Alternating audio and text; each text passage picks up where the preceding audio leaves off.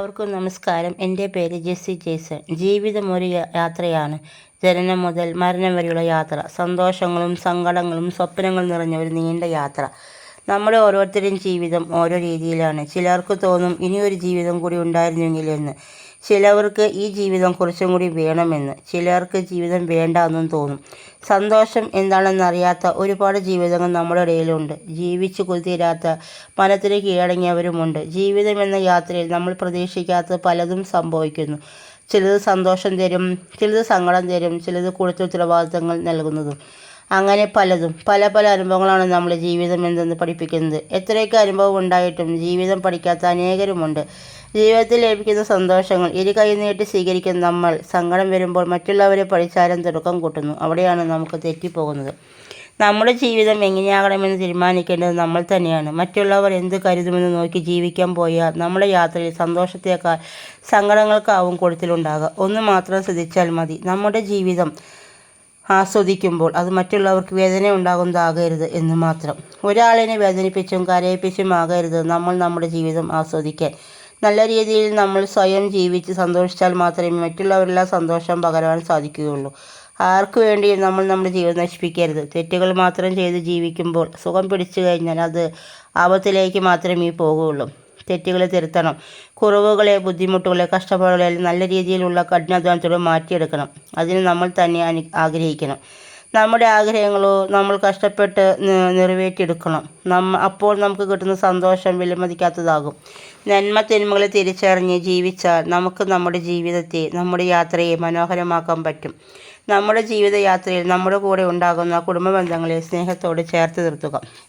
അതുപോലെ നല്ല സൗഹൃദത്തെയും. ഓരോ പ്രഭാതവും ഓരോ പുതിയ തുടക്കങ്ങളാണ്. ഇന്നലകളിൽ നാം കണ്ടിരുന്ന സ്വപ്നങ്ങളും അനുഭവിച്ചറിഞ്ഞ യാഥാർത്ഥ്യങ്ങളും ചേർത്ത് വെച്ച് നാളെക്കുറിച്ചുള്ള പ്രതീക്ഷയിലേക്കാണ് നമ്മൾ ഓരോരുത്തരും യാത്ര ചെയ്യുന്നത്.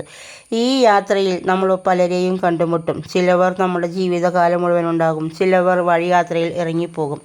10ാം ക്ലാസ്സിൽ പഠിക്കുമ്പോൾ ഓട്ടോഗ്രാഫിൽ എഴുതിയ ഒരു വാക്ക് എൻ്റെ ഓർമ്മയിൽ വന്നു.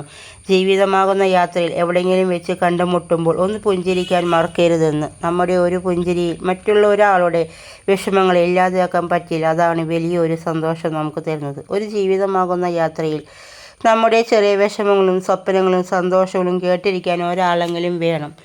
അതാണ് ഈ യാത്രയിലുള്ള സന്തോഷം. നമ്മുടെ കൈപ്പിടിച്ച് നടത്താൻ, തളരുമ്പോൾ ഒരു താങ്ങായി, നമ്മുടെ സ്വപ്നങ്ങളെ ചിറക് വിടർത്തി പറത്താൻ എല്ലാം നമുക്കൊരു ആളെ വേണം. ഒരിക്കലും മടുത്തു പോകുന്ന ഒരാളാകരുത്. അത് ചിലപ്പോൾ കുടുംബമാകാം, അല്ലെങ്കിൽ നല്ല കൂട്ടുകാരനാകാം, അതും അല്ലെങ്കിൽ നല്ലൊരു ജീവിത പങ്കാളിയാകാം. നമ്മുടെ യാത്രയുടെ അവസാനം വരെ ഉള്ളവർ. ജീവിതം ഒരു വലിയ യാത്രയാണെങ്കിൽ ഓരോ ചെറിയ യാത്രകളും നല്ലൊരു അനുഭവമാണ്. നമുക്ക് സ്വപ്നം കാണാനും ലോകം എത്ര വലുതാണെന്ന് മനസ്സിലാക്കാനും യാത്രകൾ നമുക്ക് സഹായമാകും. ഓരോ യാത്രയും ഓരോ അനുഭവങ്ങളാണ്.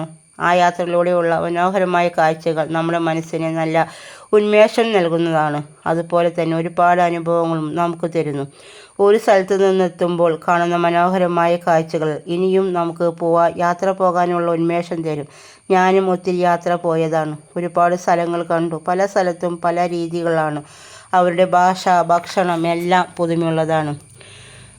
സൗഹൃദ കൂട്ടായ്മയിൽ പോകാനും അവിടെ പരിപാടികൾ പങ്കെടുക്കാനും എനിക്ക് അവസരം കിട്ടിയിട്ടുണ്ട്. അതുപോലെ സമ്മാനം കിട്ടിയിട്ടുണ്ട്. ഒരു പരിപാടിക്ക് സമ്മാനം കൊടുക്കാനും എനിക്ക് പറ്റി.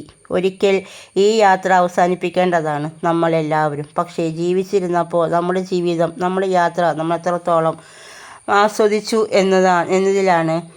എന്നതിലല്ല, മറ്റുള്ളവരെ സന്തോഷിപ്പിച്ചതിൽ മാത്രമാണ് കാര്യമുള്ളൂ. ജീവിതം ഒന്നേയുള്ളൂ. അത് സന്തോഷത്തോടെ ജീവിച്ച് കാണിക്കുക. നമുക്കെല്ലാവർക്കും അങ്ങനെ ചെയ്യാം. നന്ദി, നമസ്കാരം.